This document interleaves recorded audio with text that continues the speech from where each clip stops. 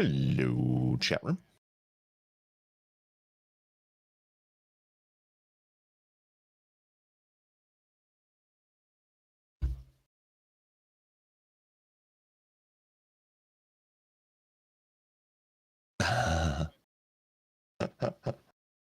Thumbs on. Test, test, test. There we go. There we go. I was able to figure it out on my own for once. There you go. How's it going, everybody? Oh, what was that? Oh, You just leveled up. You just leveled up. I leveled up. Awesome. Nice. The sound for that was really good. Now they can hear me. Yeah. Wait, echo. Echo. There shouldn't be an echo. Okay, I don't know why we stopped talking. They certainly can't tell us if there's a problem if we stop talking. No, okay, Kodiak says no echo. I trust Kodiak. Check 1 2 1 2. Yeah. Bill and Lloyd, when should we expect LunaCast launching? Oh God, did you see so I posted this in the Stadia Cast channel on our Discord, this video. And somebody said it's not clickbaity enough because they were talking about the thumbnail. Have you looked at that? I haven't. So Granite remade it. You gotta look. It's in the StadiaCast channel? Yeah, it's in the StadiaCast channel. You won't have to scroll up very far. I'm bringing it up on screen right now for chat. Rip Stadia, LunaCast 1. That's funny. There you go. What's the? That's oh, funny. He put a blue line through the S. I just thought that was hilarious. That's good. We have a good community going here. Absolutely. So, everybody that's in the chat room right now, so there's 86 of you. I need a favor. So I was chatting with some people on YouTube, and they said that it didn't look like I was legit because my personal channel. So if you click on my name, oh wait, I'm on StadiaCast right now. Just let me switch back over to my personal account. So my personal account, Lloyd Hannison, has 12 subscribers because I have no videos here. Curious if people could like click on my channel and subscribe to me, just so people don't say, "Hey, you're not legit. You only have 12 subscribers," even though I have 0 videos up there. It would be really nice if people could do that, because for some reason that made me sad for some reason. Here, I don't think that's working. Let me bring up my channel. Yeah, you can't click on people's names anymore in YouTube chat for some reason. That's weird. Let me paste a link. There we go. If you could follow me or subscribe, I would love that, because that it didn't really offend me, but I'm just like, really? That's the thing that people think on the internet? And I guess it's all about clout, I guess. Well, not just that, but I think that like another thing that Lloyd might be worried about is that people think that that's not him. Yeah, like they look at that and they're like, "Oh, that's not." I mean, look, he's got a podcast. He's got a couple of podcasts. If that were true, if that were the actual Lloyd Hannison, he would have a few more subscribers. I guess so. I guess that's what it is. I think, holy crap, it jumped up from 12 to 42. So you all are amazing. You are fantastic. I'm thinking, like, what do you think is a good threshold, Bill? Like 100? Like, does 100 say that I have clout and I know what I'm talking about? I don't know. Sure. Lloyd Hannacast. It just yeah, the channel has 0 content. I'm not actually using that for anything other than commenting on YouTube. That's all I use it for. But people are like, you're not legit because you don't have enough subscribers. I'm like, but I have no content there. Check out my Res TV one or my Disney Infinity TV one that have like multiple thousands of subscribers. That's the actual accounts. So yeah, people were mean, and I'm just like, I'll show them. I'll do that, but I'll get people to sub. I don't know. I don't even know why I did that. But anyway, thanks everybody. You made me smile. If nothing else, that's a good thing. Oh, Root Verani made a good point. Why not add that channel as part of StadiaCast? That's a good idea. I can do that after the show. Oh yeah. You can add it as the featured channels or whatever. Right. Speaking of after the show, just so everybody knows, I'm gonna be. I don't know if Lloyd is, but I'm gonna be playing Bomberman I after will the definitely show. be playing. Huh? I'll definitely be there. Oh, okay, cool. So I'm gonna be playing Bomberman after the show. Lloyd will be there too. We're going to be playing with you guys if you stick around. So stick around until after the show, and we can play some Bomberman together. There's a link that takes you to another video because we didn't want like the Bomberman stuff tacked onto the end of the podcast. So we're going to do it as a separate stream. Sure. All right. Jem, thank you for the support and for your Crash Bandicoot hype. That's awesome. He's very excited. Now what's he, after that, what's he going to do regularly like clockwork every Sunday to what's he going to hype? Yeah, if Crash comes out on Stadia, I mean, he won't be watching videos. He'll be playing Crash Bandicoot. He won't be making videos either. It'll solve its problem. Like the problem of what is he going to do now? Well, play the game. That's what he's going to do now. No, it's not coming to Stadia. Well, we don't know if it's coming to Stadia, Darren. It's just Jem is really excited for it. All right. Are you ready to make an MP3? I am. All right. Let's do it. Let me get my hammer and my screwdriver, and let's put one together. All right. All right. Here we go. Welcome back, everyone, to Stadia Cast. I'm Bill. That's Lloyd. What's going on, Lloyd? Not too much, man. It's a Sunday again. Talking Stadia. Stadia has some friends in the market now, so that's going to make for some interesting conversation, I think. Yes, absolutely. We've got a lot to talk about today. In fact, I worry we're going to be able to fit it all into one episode. So let's get started right away. Before we do, if you are listening to this and you want to come to the live show, head on over to our YouTube channel, youtube.com/StadiaCast, every single Sunday morning at 10 a.m. Lloyd and I sit down with a couple of hundred awesome people, and we talk about what's going on in the world of Stadia. If you're already here and you want to directly support the show, you can do what people like Jem and Consino just did by using the Super Chat feature. You guys are fantastic. Thank you very much. It makes sure that we see your message, which is kind of tough when there's a couple of hundred people here, and then we can respond to it in the second half of the show, where we will respond to each and every super chat that comes in. If you are here with us live, or if you're not here with us live, there is a join button right down below the video. If you click on that, you can find out why you should. All right, let's get started with the same thing we do every time. What have we been playing? Lloyd, start us off. What have you been playing this week, man? I've been playing actually a fair bit. Of course, Marvel's Avengers. I'm loving that game.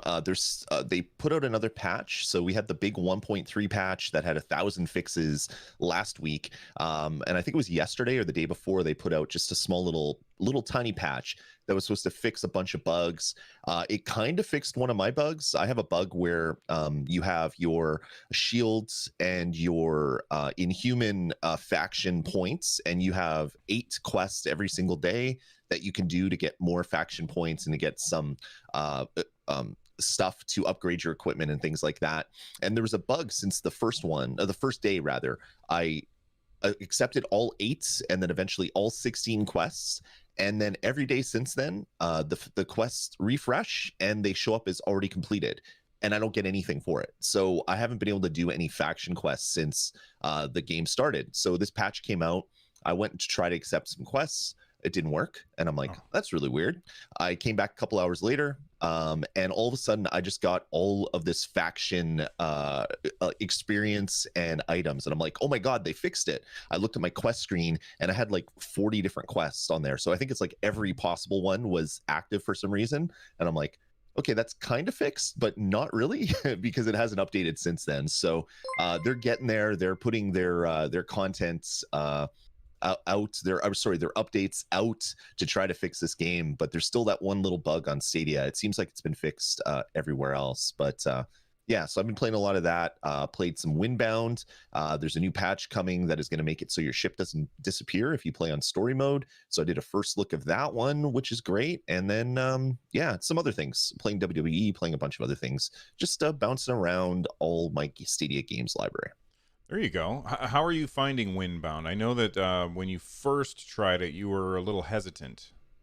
I'm not a fan of the game currently as it stands today, until that patch comes out. But like the whole main point of the game is to farm resources, use those resources to build things, whether it's tools, whether it's stuff for a storage, or whether it's your ship. So you spend all of this time increasing the effectiveness of your ship, adding a sail, adding storage, adding an anchor, adding extra pontoons, and then you do something stupid like I did, which was fall off of a cliff into the water, and then my proceeded to try to swim around this island to get back onto land, and I ran out of stamina and died. And then my ship disappeared. So I spent like hours building the ship, and it was gone. I don't like that, and that is going to be fixed in a patch. So if you want to play on story mode, your ship will be saved. If you die, then I'll play the game.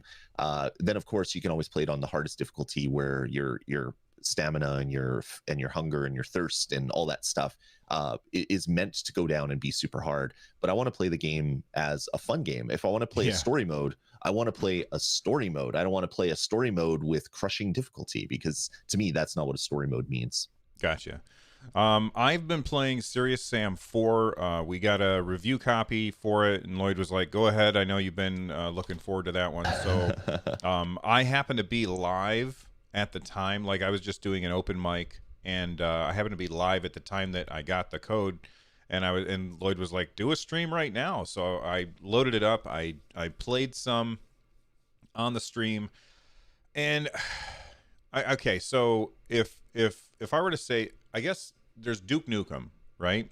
Duke Nukem is like Doom if Doom wanted to be offensive. Serious Sam 4 is like Doom, and it's not offensive. It's just it's just B movie kind of. It's like the Army of Darkness version of Doom is how I would describe Serious Sam 4. And after the stream, I came away from it kind of low. I was like, I'm not sure how I feel about that game. But I sat down last night and I played some more of the game. And I will say this, the voice actor for Sam, I hate his voice so very much. I don't think that that's what that person really sounds like. I feel like they've done some modulation to it, and it sounds horrible.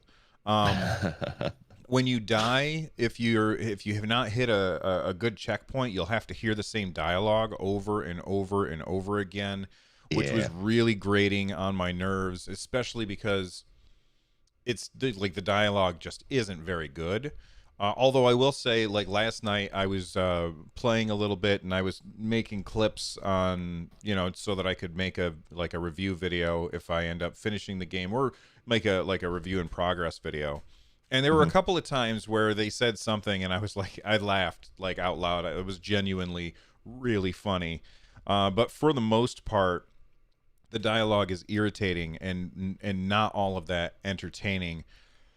The graphics aren't great. I did find a way to break the game, and there's a clip on the YouTube channel, so you guys can check that out. I did find a way to break the game pretty quickly, but I am having fun with it still. You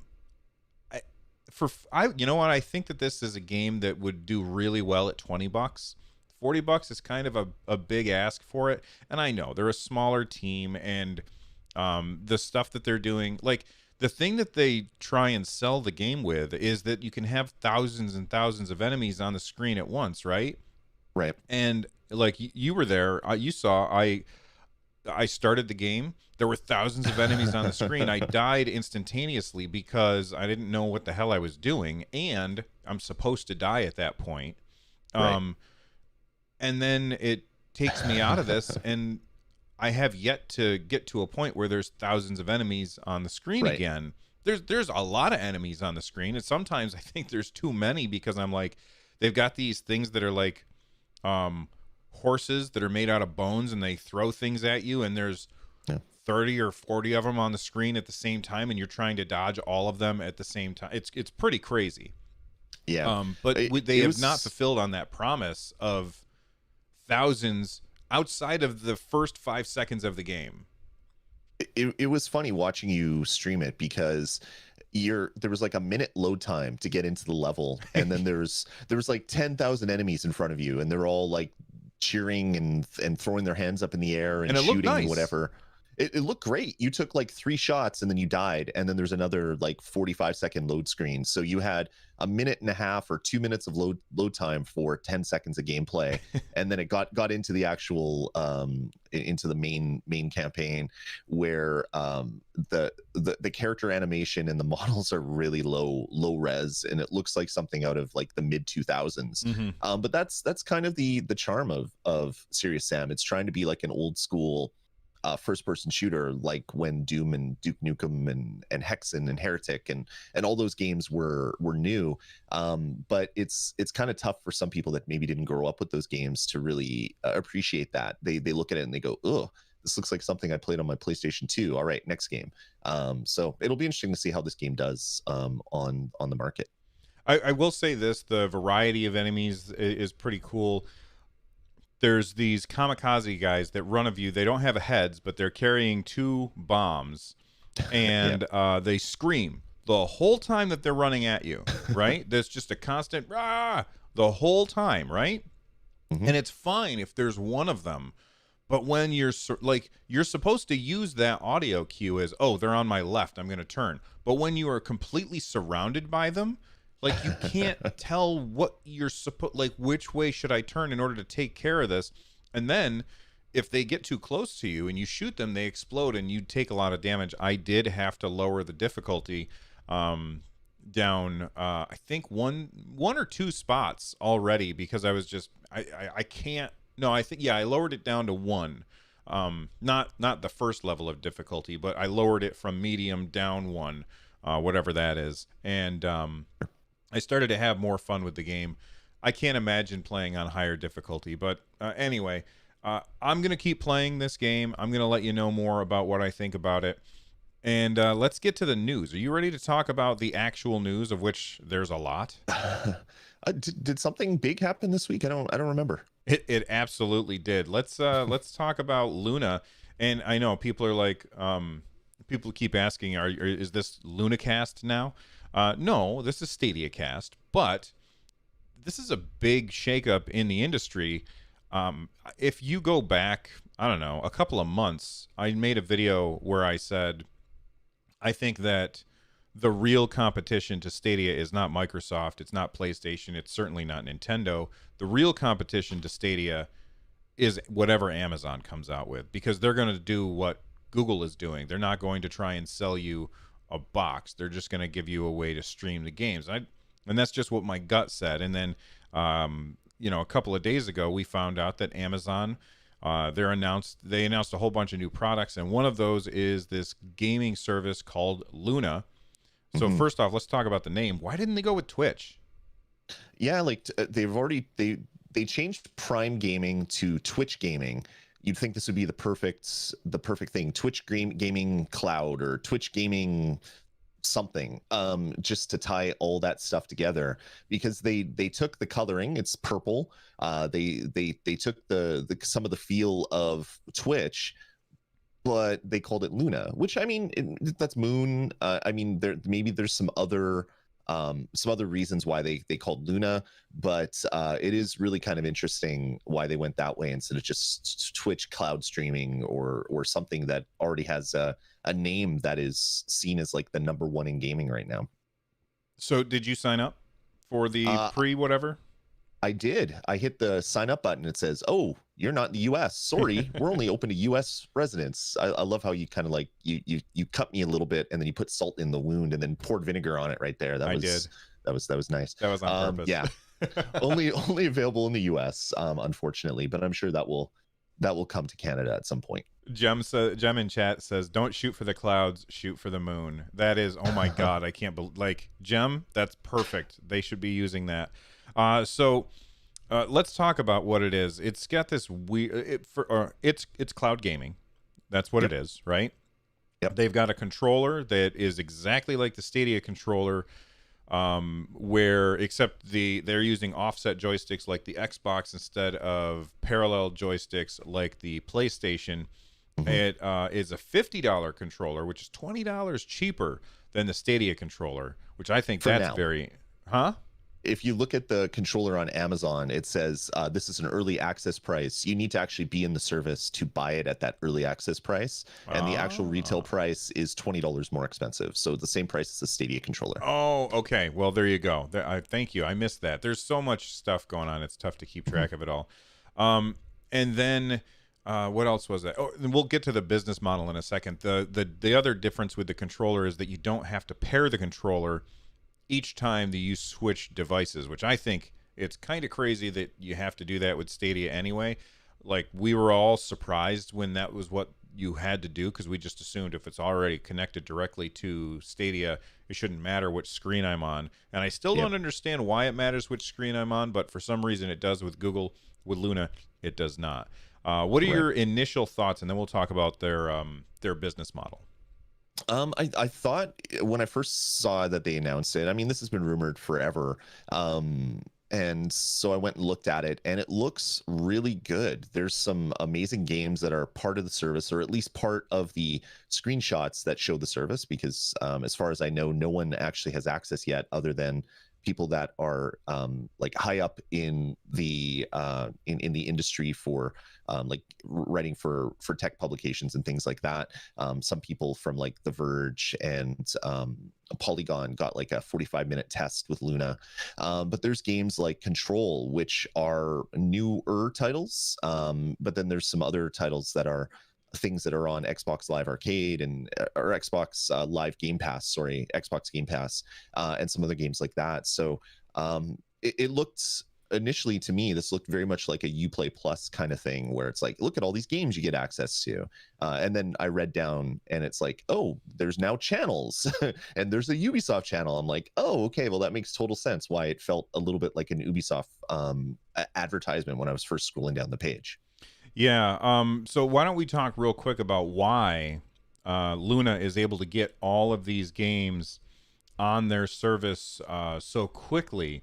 And this was unveiled by Jeff Grubb on Twitter. He said, Amazon has confirmed in a roundtable today that Luna runs a Windows environment. Developers Yeah. just need to get their Windows x86 games set up on AWS, and that's pretty much it. This is a significant advantage over Stadia, at least. And Yeah. I do agree that that is a significant advantage over Yeah. Stadia. That's one of the advantages that GeForce Now has over Stadia, because GeForce Now is just running a Windows game. It's not an actual separate store. Yeah. The big difference between, well, I'll let you talk for a bit then. Yeah, it's to me that was the big question. Is this going to be its own platform where developers have to port their game to the platform? And if it is its own platform, it's probably going to be Linux based with using Vulkan, using all the stuff. But then we found out later in that day that it's actually Windows, and it could be both, because AWS allows you to run Linux servers and Windows servers and other things. So initially it's Windows, and then that made me think, okay, well, if it's as easy as I'm dev X and I want to bring my game Y to the service, I sign up for a Luna, a developer account, I connect it to an AWS account, I load my binary there, I make sure the game is playable. Is that all I have to do, or is Luna going to have its own kind of API for friends list, for multiplayer, for this, which is going to be separate from normal PC gaming? Or is it just going to be running the PC version of the game that has PC matchmaking and PC friends lists and all this other stuff? We don't really know yet, but if that's what it is, if it's a second one, if it's just running a PC game on a PC, well, then this doesn't really have any benefit of its being its own platform, but it has the benefit of the porting process for a developer is like an hour instead of a month to get all this stuff working. So figuring out all these little details is going to make things pretty interesting to kind of see the future of what Luna is going to be. Yeah, and so let's talk about their messaging. That ad that they showed on their website. This ad 100%. is absolutely fantastic. This Yep. is what Google needs to do. Lloyd and I have been screaming about this forever. Basically, it shows this girl. She's playing. I think that's Control that she was playing, Yep. and because I haven't played Control, so I'm not sure. But then she, she gets up and she starts running through the house and then through the town with her controller in hand, and every screen that she goes by switches over to her game, showing the convenience of playing these games wherever you happen to be. And Yep. that's the kind of thing where that Stadia missed out on their marketing. Is they had that guy with the big hair come in, and he was like whispering, and it was some kind of weird drunken fever dream of an ad, which I can see where some people watched that ad and they were like, that was certainly memorable, Yep. but they were leaning into 4K 60 and all of and all of the wrong things, instead of just talking about how easy it is to play your games wherever you are. And I think that is a very important thing to keep in mind. It's almost as if Amazon had the benefit of watching Google make mistakes and then be able to say, all right, this is what people don't like, this is what people do like, let's Yeah. let's make sure that we don't make the same mistakes that Google did. A Almost hundred like they percent. had the benefit of going second.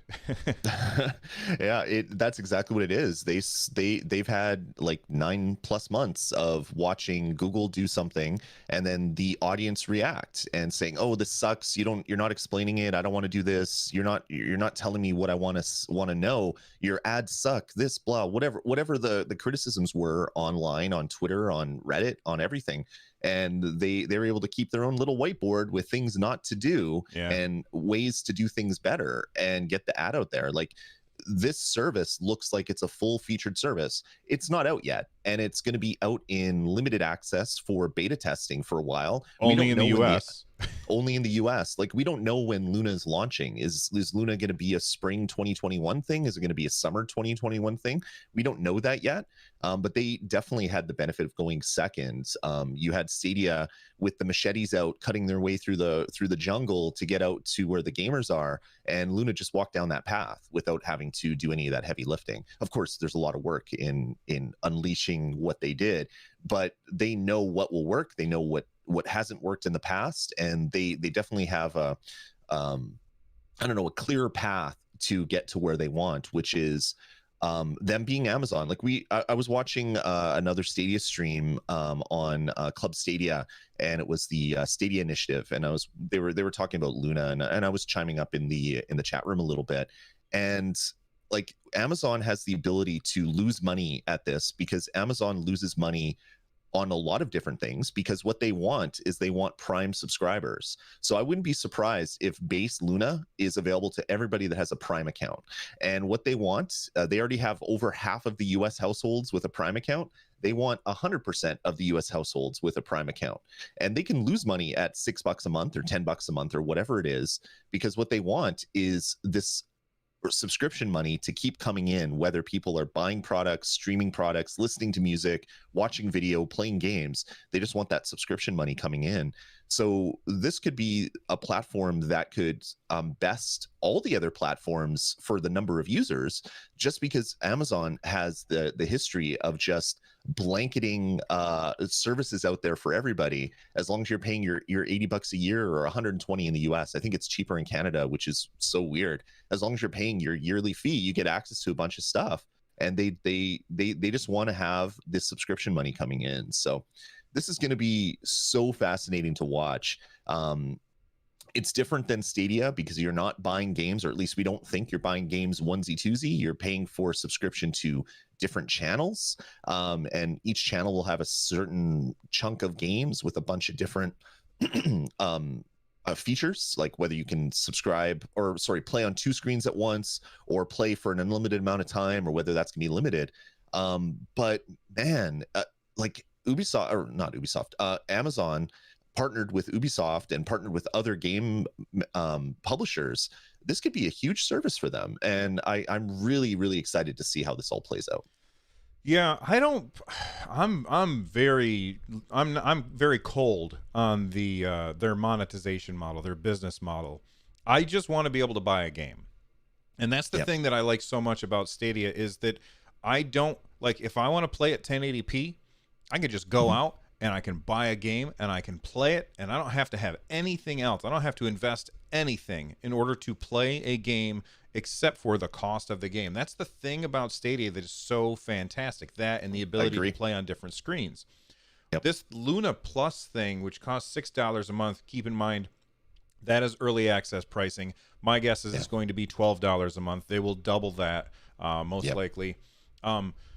Where you get increasing that's basically Stadia Pro, but is there a version of this that doesn't require a subscription? Because that's the thing everybody harps on Stadia about is Hmm. the subscription is required, which is just patently false. Like the subscription is not required. You just buy the games that you want to play, and everybody always says horrible things about Stadia's business model when they're in fact wrong about what they're saying. This one, it seems like I mean, we don't actually know yet, but it seems like the subscription is required, and then you have to have a subscription and then another subscription as well by subscribing to Ubisoft or EA or whoever, Capcom, Yep. with these channels thing. And I Yep. don't find that to be very appealing at all. No. Well, you see, Bill, we're the olds, and That's true. I am old. we like owning things. I posted a bunch of tweets talking about software and other platforms as a service. Kids like my kids grew up with Netflix and Apple Music and well, people in the States, Hulu and other services like that, where that is how you consume content. You consume it based on whatever thing you subscribe to. You look on Netflix, if they don't have the show you want, you subscribe to another service or you live with what's there. And I think there's a large segment of the population that wants that for gaming. That's why there's services like Apple Arcade Yeah. and Google Play Games or whatever that their service is. I can't recall what the name of that is. And I think that this is going to be that. It's going to be a subscription service that is just going to be there. And I fully think that if you have a Twitch Prime account or an Amazon Prime account, and you're now on Twitch Gaming, and you get your free sub, instead of them giving you free downloadable games every month for that, they're just going to give you access to Luna Base, not Luna Plus, and you'll be able to play for X number of hours a month for free without any paying any money, just because you're already a Twitch Prime subscriber. Because what they want is for you to have Twitch Prime or sorry, Amazon Prime. They want you to have Amazon Prime for your $80 a year, but they want you to add other services on top of it. They want you to pay $10 a month for music. They want you to pay $10 a month for the Showtime channel on your Amazon Prime Video, Mm-hmm. and they want you to pay another $10 a month for Luna Plus, and another $10 a month for Ubisoft, another $10 a month for EA or whatever the other channels are. Like Amazon just wants that guaranteed subscription money coming in every single month. That's the reason why I'm a Prime subscriber, and I ordered under $20. It was 3 items. It was a couple cables and another accessory. It came to under $20, and I got 3 packages in the mail. So free shipping, $20 of items. So Amazon made almost nothing on those products, and they shipped it in 3 different packages and paid shipping for those 3. They don't care if they lose money on a certain small numbers of their sales, because what they want to do is make money in the aggregate. And and that's what this is. It's all about getting more subscription revenue. At least that's what my idea for the service is. I'd love to be proved wrong, and that individual games are available for purchase. I just don't think that's what this service is. So we spent a long time talking about this, so we are going to move on. There's 2 things that I want to say real quick. I think it's awesome that you can stream on 2 devices at a time with Luna Plus. So like me and my son could both be playing a game. That's fantastic. At least that's how I read it. I can't imagine that they mean you could watch it on 2 devices at the same time while you're playing. Like that would be weird. But like the reason that we're talking about this so much is because this is the real competition for Stadia. I said it months ago The real competition for Stadia is not Microsoft, it's not PlayStation, it's not Nintendo, it is Amazon. And competition benefits the consumer. And I am very much looking forward to seeing how Google does respond. Now, there's a million people out there who have been saying, oh, Google's going to say this right now. I don't think that if Google makes any announcements in the near future, those are announcements that have already been planned. We won't see the repercussions of this announcement for a little bit. But I do think that when you have multiple big companies in this space, it's going to force them to push each other to innovate and make things better for the consumer, because the last thing that you want to have is a monopoly. Yep. And just remember, Amazon is one of the most valued companies in the world.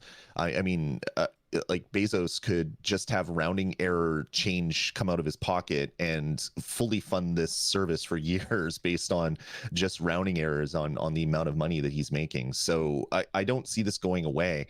And I fully think that they could lose money on this service and still have it be a plus to Amazon as a whole, because it's all about getting that subscription revenue coming in and cash money flooding in every single month. So I don't know, man. I'm really excited to see what happens with Luna. People know I game on everything. I game on every platform. I game on every console, and I will game on every service. I don't pick one and say that they're the only one, and I'll fight you if you don't like it. And the best part about Luna is this is going to light a fire under Google's butt for coming out with new features and new functionality for Stadia. So we're going to see some direct reaction to Luna from the Stadia team, but it's probably not going to be next week. It's going to be 3 months, 6 months down the road when Luna is actually a product that anybody can sign up for. Absolutely. All right, let's take a quick break. When we come back, we're going to talk about one thing. First off, before we do, Luna is also going to be coming to iOS, which is very interesting. And stick around after the break. I'm going to tell you how Stadia is possibly on its way to iOS as well. Be right back, everybody. There we go. Just a reminder, everybody. Before, let me save what we've got so far. Don't take off at the end of the show, because at the end of the show, Lloyd and I are going to be playing some Bomberman.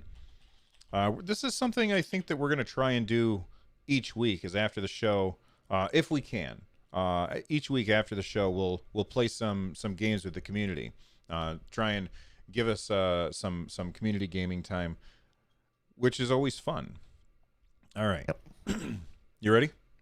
Yeah, let's do it. All right. Well, I am very, I'm an iOS guy. I've been an iOS guy since the first iPhone, and then I switched over to Android for a couple of years, but then I switched back to iOS, and I've been an iOS guy for a long time. And Stadia Source found this very interesting update where the new Safari is updating HID mapping for the Stadia controller. This is in the Safari Technology preview release notes.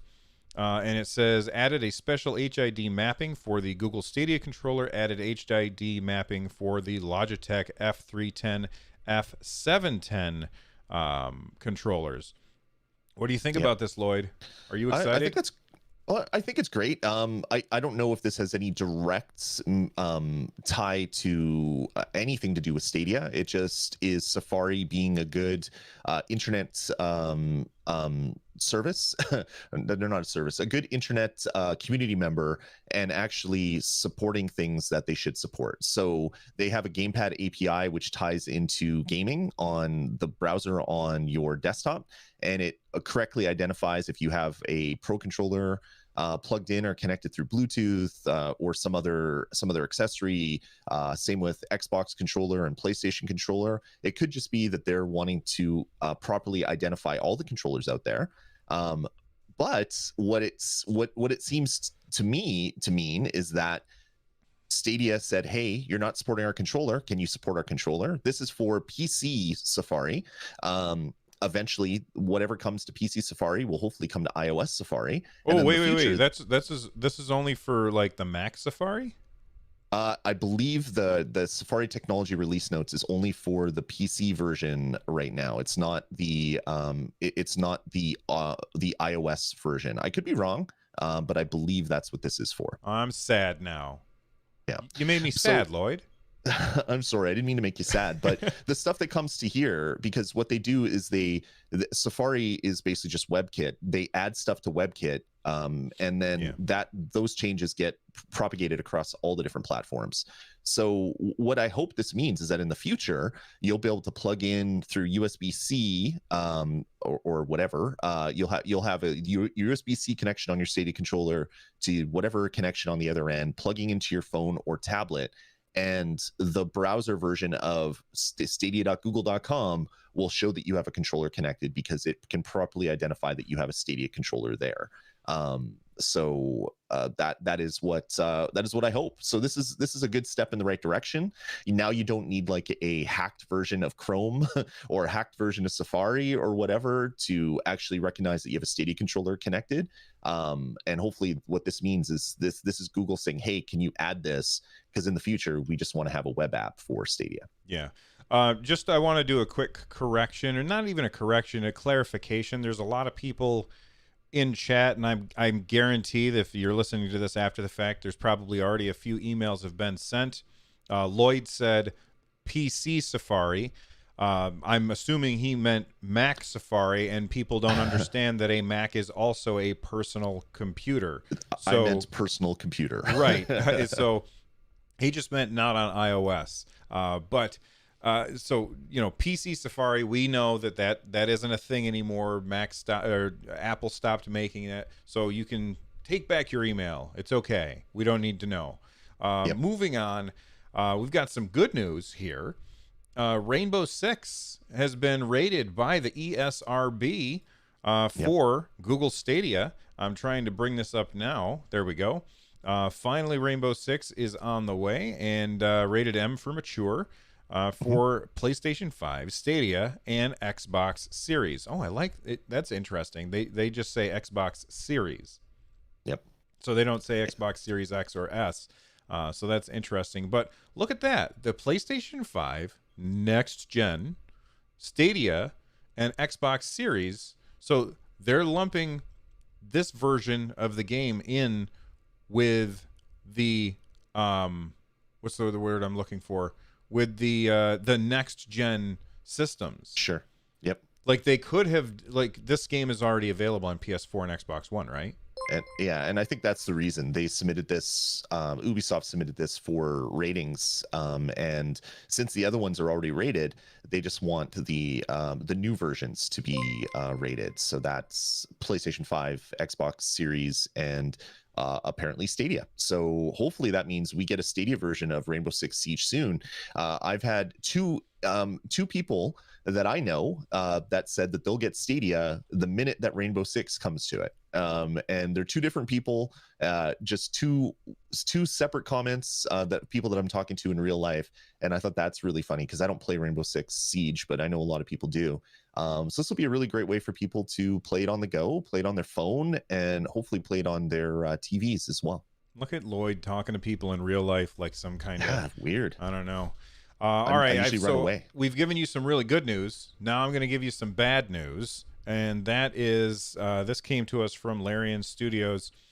They said we have bad news and good news. The good news is not all that great news. The bad news is that they're delaying Baldur's Gate 3 to October 6th. I don't understand why these guys keep giving us dates.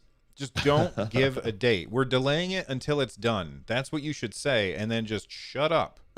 They keep giving dates, and then they can't hit the dates. I don't care that it's delayed. Just stop giving dates.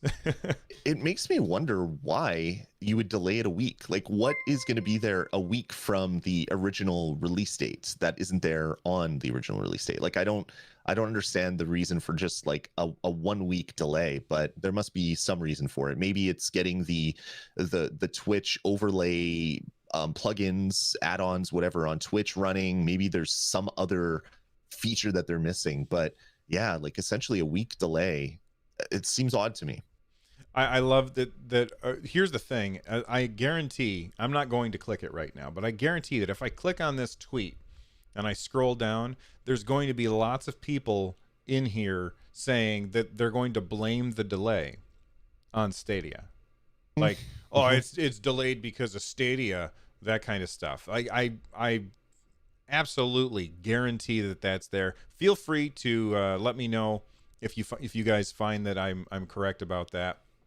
I like that you said it was probably Twitch integration, so there's a little bit of bias here. I'm just trying to set the tone a little bit for the comments that are going to come after. There you go. All right, let's move on and talk about this next story. It says this is one of those Google posts. Oh my God, my brain. Community blog posts. Yep. And over at community.stadia.com.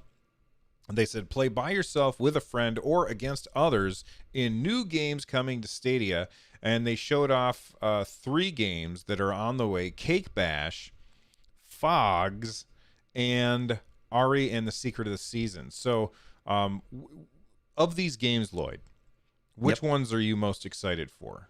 I want to play Ari. Ari looks fantastic. It's kind of like a third-person action-adventure game, but with this crazy ability to change the seasons around you. So you're coming to a lake or a river, you can't get past it, so you change to winter, and next thing you know, there's an ice platform that you can jump over. It seems like really clever. But I'm also really excited about Cake Bash because it looks so ridiculously cute. And I know my daughter's going to go just insanely crazy over just the visuals of these little confectionery dessert things with stick figure arms and faces on them. That looks really, really cute.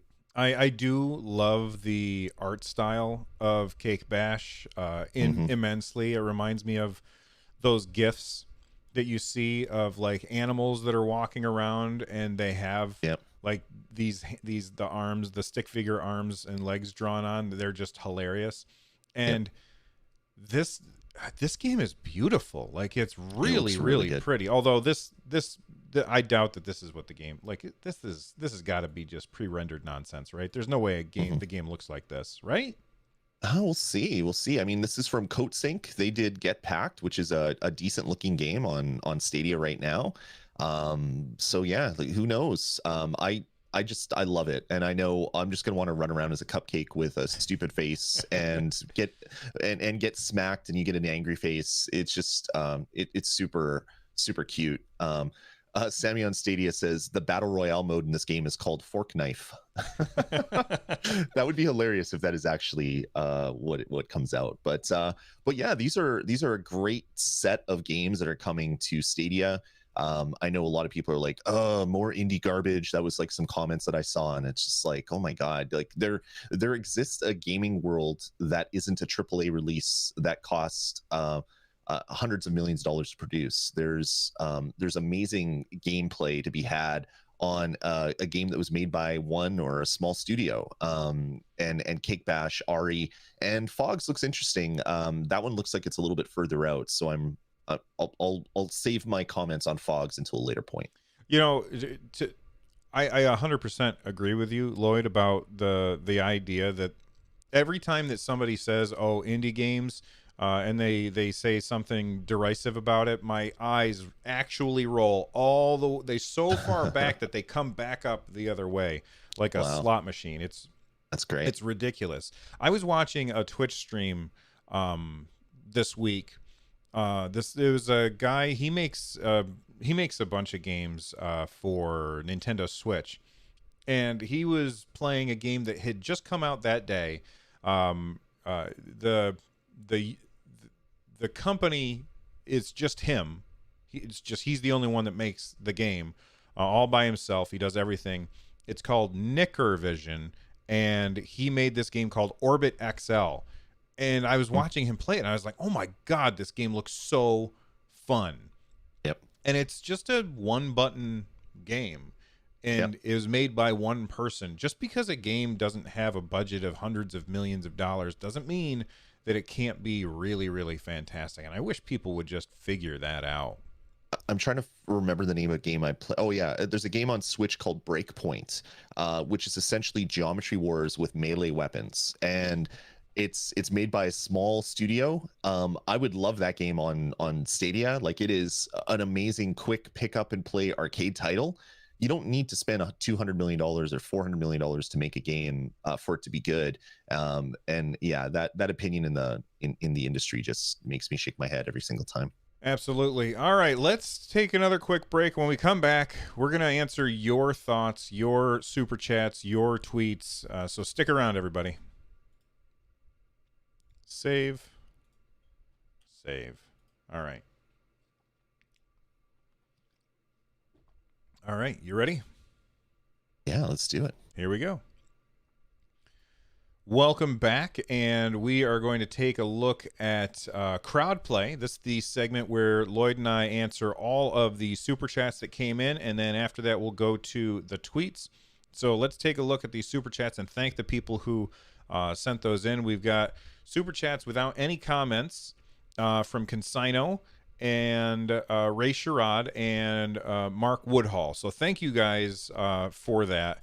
You guys really do like you could have used that to make Lloyd and I talk about something, but instead you're just supporting the show, and we do appreciate that. Yep, Deflem, sorry. What? No, go for it. I was just agreeing with you. Yeah, okay. we appreciate our community very, very much. Absolutely. Deflem sent in a super chat. They said, if I pause my pro subscription, is it 100% sure that I get back all of my claimed games? Also, these that are not claimable anymore. So just to summarize, he's saying he's currently subscribed to Pro. He's claimed a bunch of games. If he says, I'm going to shut off Pro for now, and if I come back in 3 months, will I have all of the games that I have already claimed? You want to go ahead and answer him, Lloyd? Yeah, 100%. If you are a pro today and not a pro tomorrow, all the games that you have already claimed will still show on your account. You just can't play them. And then a month down the road, you sign up for pro again, all those games will be playable. What you will miss is if there's games that were only claimable in the purchase or in the time between your last purchased version of Pro and your new purchased month of Pro. So if there was a gulf there for like a couple months and there was games that came and went through the Pro subscription, you won't be able to claim those. So you might miss out on something really awesome by not being a Pro, but you at least will still have your old games when you come back. Yeah, exactly. But you know what? Do yourself a favor. Stay subscribed, because my library just keeps getting bigger and bigger and bigger. It's ridiculous. And it's I don't even care about the 4K. I just care about the deals. Oh, the deals. I almost forgot about this. I guess today, and today only, you can get a Premier Edition for $22 off or something like that. Something like that, yeah. So, it was tweeted at us. I'm trying to find the name of the person that tweeted it at us. It was Deflem, actually. The same question that we just asked or answered, rather. Yeah, it's 22% off. If you 22 if you go to the Google store and order one, the Premier Edition. There you go. So that's today only. So if you're listening to this Monday, then you missed out. Sorry. Cedric Crenshaw sent in a super chat. They said, any predictions for October Pro games? My money's on Sniper Elite 4 at least. Love the cast as always. What do you think, Lloyd? I don't know. I thought that maybe one of the games that they just showed off would be one of the October Pro games, but I don't know. Sniper Elite 4, that would be interesting. I'd love to see it. I think that might be too big of a title to be part of it, but they've added AAA games in the past. I don't know. Like, I don't have any predictions. Actually, the one that I do have, I think Piku Niku is going to be an October Pro game because it was recently rated and we haven't heard anything else about it coming. I think that will be one of the Pro games, and people are going to laugh at the look of it because it's like this ball with 2 legs that runs around. It is just an amazingly fun and charming game. I played the heck out of it on Switch when it came out, and the ability to play it again on Stadia would be wonderful. So Consino in chat is saying, shouldn't we have gotten the list by now? The list of Pro games for October? I think I think so, but Generally, yeah. Like I think the isn't it usually like on the 23rd, or no, it's usually on the 26th or something. Yeah, it's usually like the week before the week where it will come live. So so it'll usually be like 1 or 2 weeks before Oh, the new month switching over. it's the last Tuesday of the month is what people are saying. So we should find that out on the 29th, which is in just 2 days. So in Yeah. 2 days, expect a video right here on StadiaCast where one of us or both of us will talk about the upcoming pro games. So make Yeah. sure that you subscribe and do all of that stuff. Rusty in chat is saying generally when they wait longer, it's because it's a bigger month of surprises, and I hope that's the case. I hope we get something huge. That would be fantastic. It would be a good way to play back against that Luna news that just came out. I also hope that it's big news, but I'm not assuming that it's big news. There's too many times where people assume things and then they get mad at Google because they assumed something. All right, so Anthony Talcott sent in a question for the podcast. He has been watching this show since the beginning and sending in questions since the beginning. So thank you very much for the support, Anthony. He said, question for the podcast: with Stadia, xCloud, GeForce Now, and Luna, have you guys been compelled to update or change the channel to encompass all of these new platforms? Plus, is the Discord big enough? So that's a great question. I have been asked many times why we have just a StadiaCast channel. Like, why is it only StadiaCast? I have been asked many times, why do you make us go to all of these different places to see all of your different content? So like, my Twitch streams sometimes, and Run Jump Stomp, my other YouTube channel, and Lloyd's other channels as well. So why is that stuff all everywhere? And we don't really have a really good answer for that. It's just something that organically happened. Yeah, like the reason why it kind of happened is Bill has his own stuff. I have my own stuff. We've both been podcasting for many, many years. And then we came together and said, hey, we got to do a show together, but let's have it as its own thing. So we created StadiaCast, and it's its own thing, which is great because it's easily brandable, and that's fantastic. But it also means that we do things that are in addition to StadiaCast. So we've always said that we will cover the whole industry, not just Stadia. We'll talk about the whole industry on this show. And who knows, in the future, maybe there'll be a time when we cover other stuff as well. Like, great question, Anthony. We've never shied away from covering other platforms on this show as well. Right. But, for those of you who are like, well, don't get your chocolate in my peanut butter. For those of the people who are like that, listen, the Sunday show, StadiaCast, that's always going to be about Stadia and things that affect Stadia. Even if we do start covering other stuff on this channel, which we've already done a couple times, even if we do, that's not going to change. It's not going to reduce the amount of Stadia content that you get here on this channel anyway. Anyway, that's a great question, Anthony. Thank you very much for it. I sent out a tweet yesterday asking people, what did you guys want us to talk about? And people replied, and I'm bringing that up right now. I said, tomorrow, Lloyd and I are talking about Google Stadia. What do you want us to talk about? We got a few responses. Lord Vivek said, I would like to know what kind of strategies you think Google should start to implement now that we know more about Amazon. Were they waiting to see what Amazon things would be, or are they having trouble getting things rolling because Amazon is making deals? What do you think about that, Lloyd? I don't know. I honestly don't think that that Google is waiting for anybody else. They've kind of always said that we have a plan. We have a 2-year plan. We know what we're doing over those 2 years. We created a studio. We bought studios. We're making large games only for our platform, and we're not going to change that. But then you look at with xCloud, or what is it, Xbox Game Pass cloud streaming, or whatever it's named now, and Luna, and then you have GeForce Now, and you have other streaming services that are making kind of like little blips and burbles, that they're going to be coming soon. You got to think that Google is taking all this and saying, okay, well, we had a plan to do this on this month, and then 6 months from now do this, and then 12 months from now do this. Let's move it all up to this month. So my hope is that we're going to get family share. I hope that Google is going to change their rules to say that if you buy a game on Stadia, you can have up to 2 people on your family account play the game at the same time, which would get rid of any sort of multiplayer issues that we always bring up as a potential issue.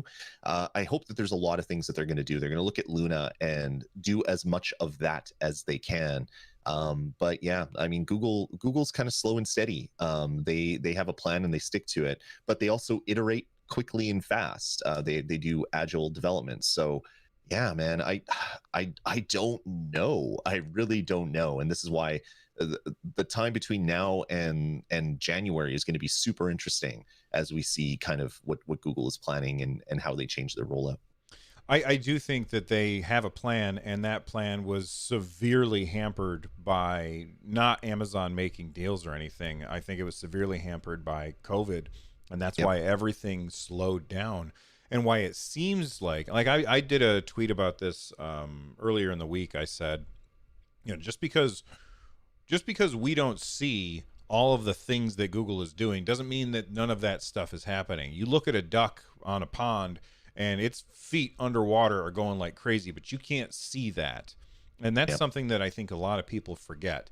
I do think that what Google needs to do is just focus on making Stadia the best service.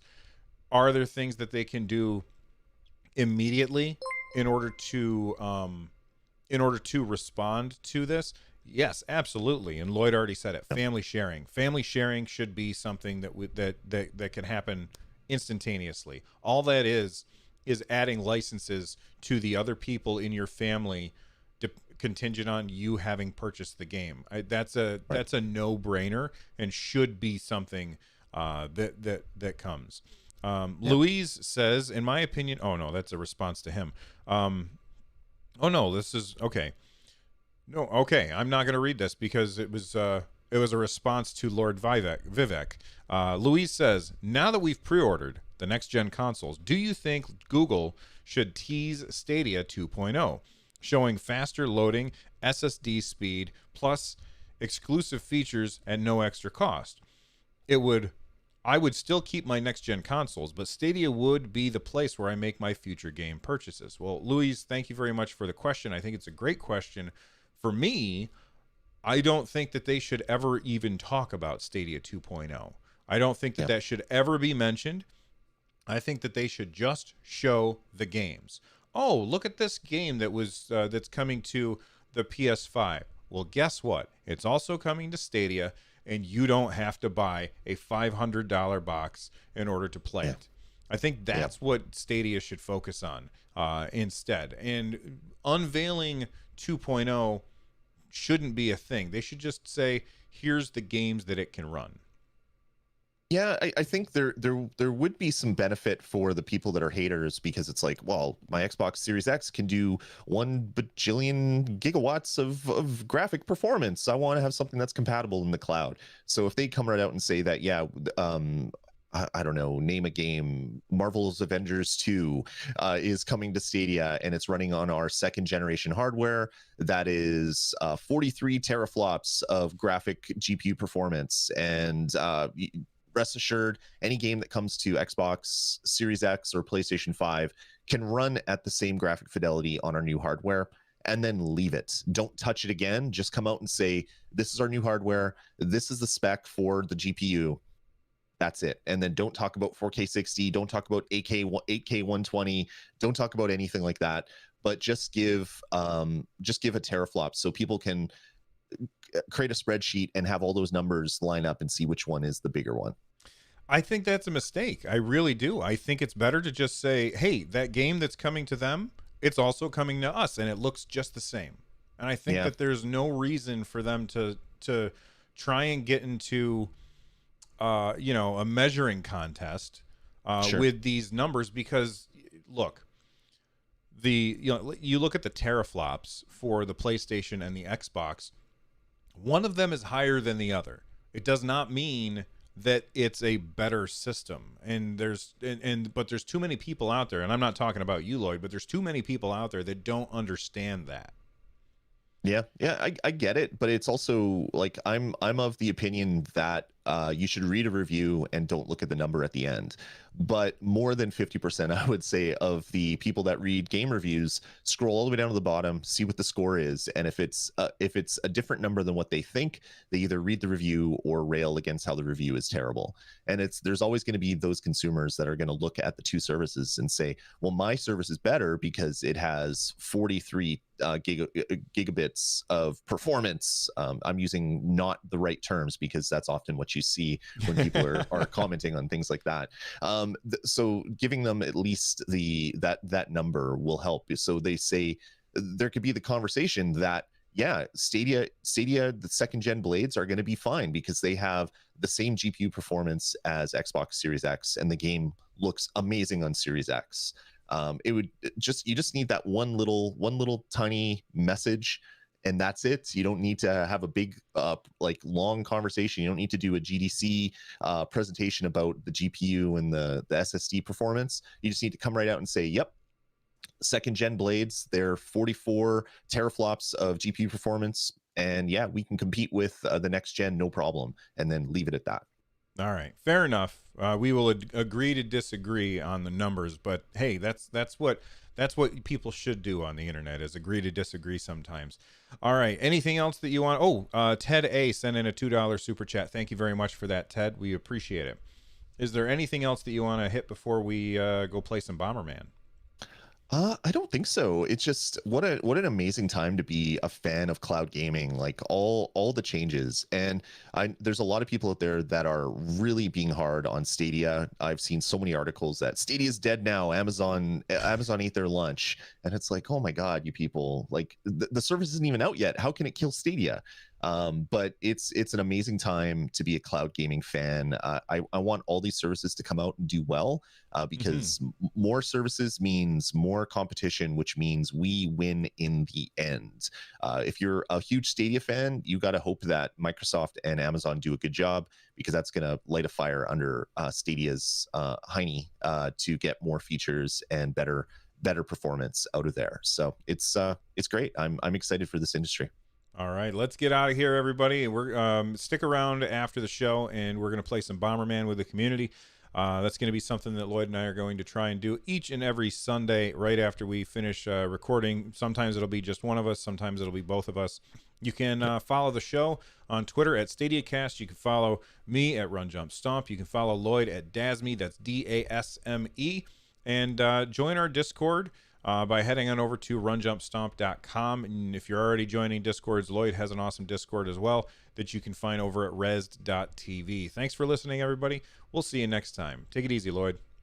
Later, Bill. Later, everybody. Have a good week. There we go. And I will throw the music in there afterwards and save. Hide that. I think that was a good show. Thanks, everybody. Yeah, that was fun. Don't go anywhere, though. Yeah, well, actually, you're gonna have to go. You're gonna have to go somewhere. The link is in the show notes to our Bomberman stream. Yeah, and right below. You'll be able to come join us, and hopefully we can get like 64 people in a lobby playing the game. I think that would be absolutely fantastic. But we'll see what happens there. So there's a link right down below in the description. If you guys click on that right now, where is it? Oh, here it is. I posted in the chat room as well. Oh, okay, thank you. That's what I was trying to do. If you guys click on that right now, we'll see you over there. All right, so I'm going to shut this off, and then we'll be over there. You ready, Lloyd?